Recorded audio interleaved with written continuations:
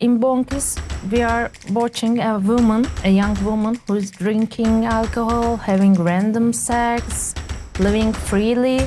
But in national TV in Turkey, unfortunately, all of these things are censored. The media, which is owned by the government, wants us to fit in a box, and they don't want us to be as ourselves. Maybe someday we will gain that freedom, but not now.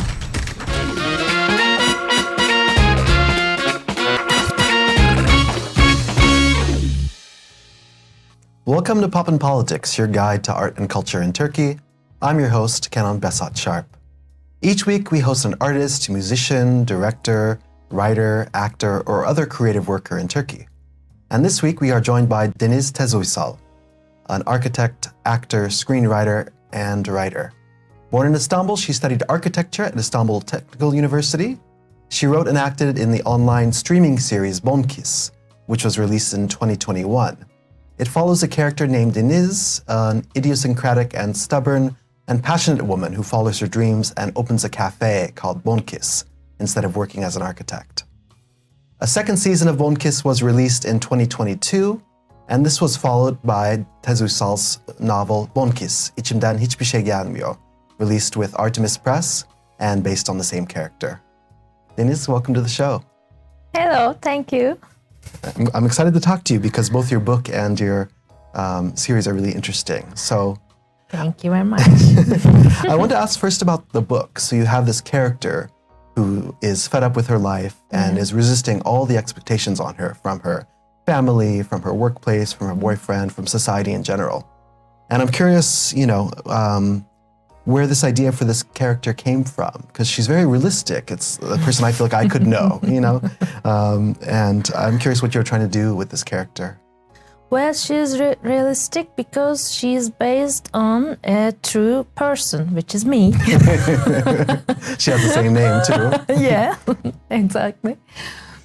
I like telling stories about real life, real people, mostly. I haven't tried to write anything about a fictional character or someone very rich or someone very capable. Actually, what gives me most pleasure about writing is that the product can be relatable. And this is why I think most of the women who read the book sends me messages saying, she was someone like my friend, I liked her very much, I feel like knowing her and stuff. And that makes me happy. So I prefer telling my stories about real people, real women so far. Mm-hmm.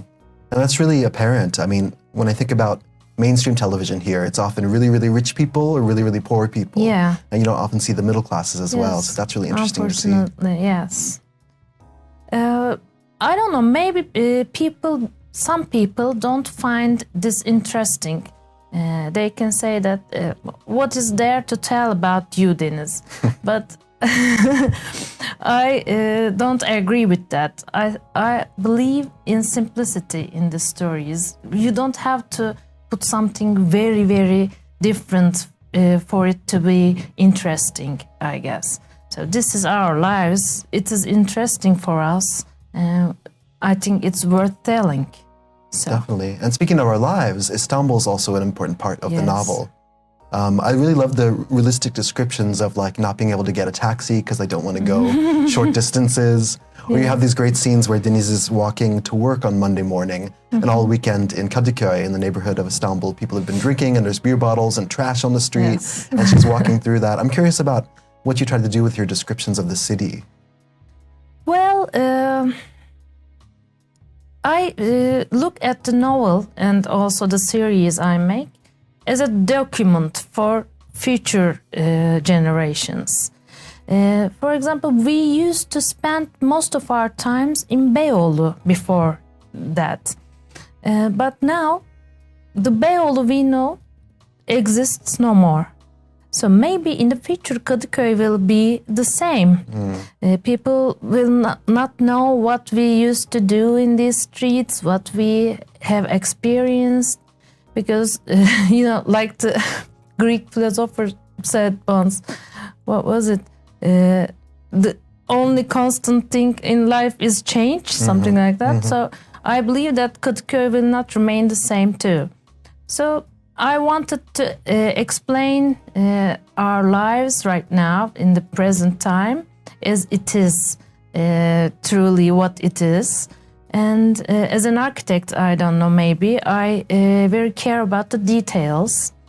So I try to express my view for the next generations, maybe, to be as a proof of how Kadıköy was once.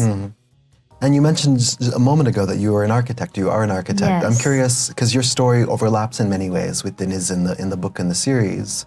You also had a major change in your life where you stopped doing architecture, right? I'm curious about how you transformed your life and then began doing screenwriting and being a writer. Well, it was a long process. First of all, I graduated from Istanbul Technical University as an architect.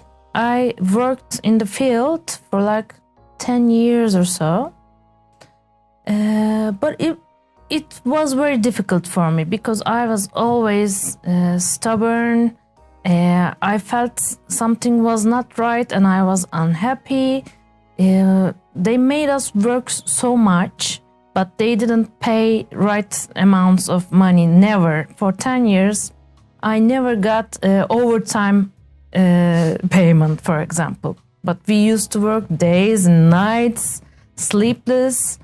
But the bosses, the owners of the bureau or office see you as some kind of worker who can be replaced very quickly and very easily.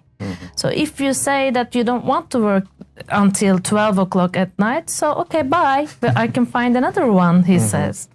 So we worked, and finally someday I got pregnant. And I worked until I gave birth, like maybe 1 week ago I could stop working. Wow. It was very difficult. And after labor I said, okay, I will take some time off.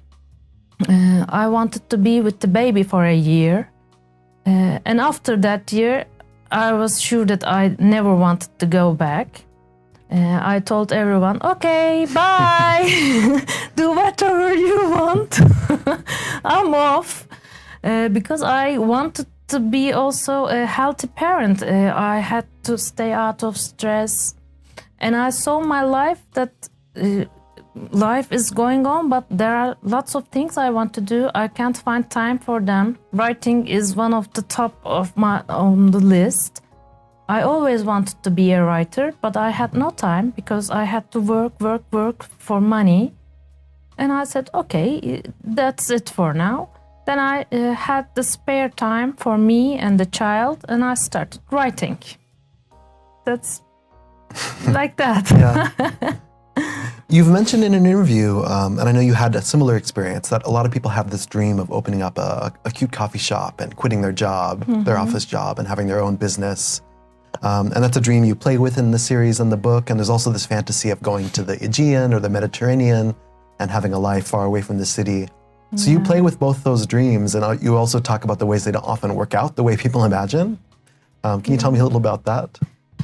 I think lots of people dream about that because of the conditions that we live in and the workplaces, conditions of the workplaces. Like I mentioned before, it's really difficult to work under someone in Turkey. Maybe it's also like that in other countries too, I don't know. But people get really sick of the mobbing at the office. For example, just last week we all heard about that young engineer who killed himself after leaving a letter to the bosses. It struck me. I mean, young people shouldn't be priceless like this. I mean, we have every right to be angry, and after that we start imagining. what if I had my own business, a small, simple cafe or a small, simple restaurant that I didn't have to work so hardly and brutally. And then after that dreams, you start to do something about it. But it doesn't happen like you dream it. In dreams, it's much more perfect. In reality, there's a big gap. Well, what happened for you? I know you opened a cafe at one point. Well, it was difficult because everything was changing at that time. The prices went double in 1 year. That was the time when dollar become 7 liras or something. I was buying cheese, for example, for 50 liras. Then next year it was 100 liras. But okay, I don't earn that money. What should I do? It became very difficult for people to survive in those little cafes because you sell only coffee and a dessert maybe. You don't sell alcohol or something. So it didn't work out like I imagined. Yeah. And for a lot of people, I think that's true. They open a coffee shop and then they go bankrupt in a year or something. And even avocados, which have a big role in Bonkis, are really expensive in Turkey at the moment, for example. First we started, it was 2 liras. Then when I was closing the shop, it was like 16 liras or something. Wow. Amazing. So we couldn't keep up with those prices. It was impossible. So with the series, I wanted to ask, so Bonkis, the television series, came out on BluTV, which is one of these new generation of streaming platforms in Turkey, kind of, taking the example from Netflix and platforms like that, but it's a local company, and there's a few others. I'm curious why you decided to go with an online streaming platform, and could you have done the show the way you wanted if it was on, network television here? I think it's impossible. Because in Bonkis, we are watching a young woman who is drinking alcohol, having random sex, living freely. But in national TV in Turkey, unfortunately, all of these things are censored. The media, which is owned by the government, wants us to be fit in a box. And they don't want us to be as ourselves. They censor everything. So in my defense, I could not write a series for TV. So I had no chance other than the digital platforms. If you say, are they much more better? Well, not 100%, but in a better way, you can do something you want. Now, actually, I am planning to make my new series on YouTube, for example, because I want to be more free. Maybe someday we will gain that freedom, but not now. Yeah, definitely.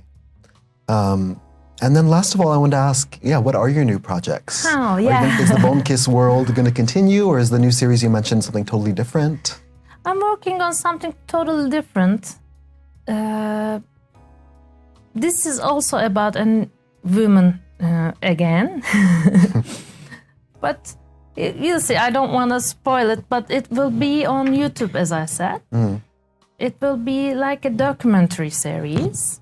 I will try to explain women's problems, tell women's problems as much as I can again.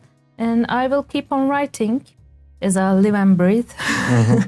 I will have a new novel in my plans next year, I hope, great. if I can manage it.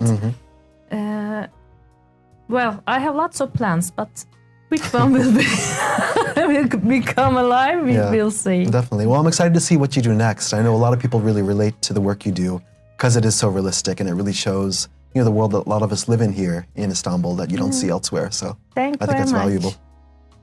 All right, thanks so much for coming on the show. It was a pleasure to talk to you. Thank you. It was very nice. Hope to see you again. Absolutely. Thank you.